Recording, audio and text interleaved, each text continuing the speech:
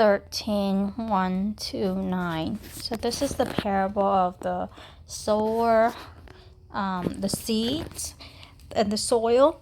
And so when I read this, I remember a recent YouTube episode from Sean McDowell that I watched about how Muslims are coming to Jesus in through visions, dreams and visions. And the dreams and the visions, they keep, like, Jesus would actually continually appear to these people for not up to, but like for even like 30 days every night for 30 days.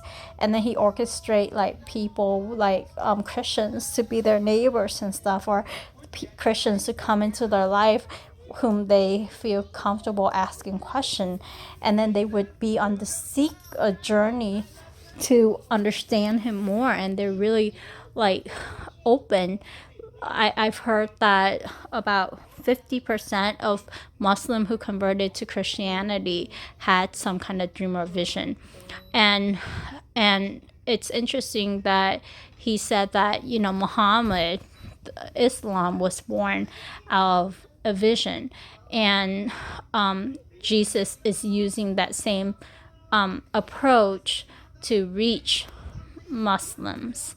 However, there were part of it where they were talking about how, like, there are Christians who then see a vision or a dream of Jesus telling them to follow Muhammad.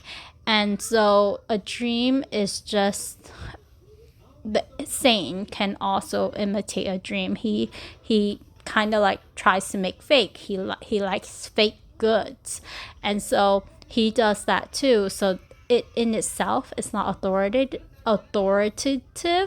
but the events that God orchestrate in a person's life when they're truly seeking, that is important. And the vividness that these people can still remember their dream, it's like comparable to like a near-death experience, where it's like in high definition.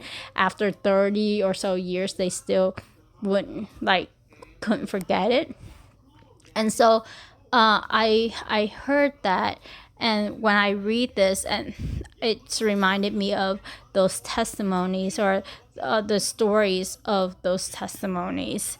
And there was one thing that really stood out to me is, before these people, like, there are the speaker, you actually ask people who want to convert to Christianity, you know that if you go into this faith, you might get killed or your family will be against you. Are you willing to do that? And they are willing. They are willing to die for the faith. So the visions prompt them to seek, but when they seek, they are definitive of their answer. They are definitive that Jesus loves them and is continuing to go after them, and he wants to be their Lord and Savior, and they give their life wholeheartedly to him, and to the point of death.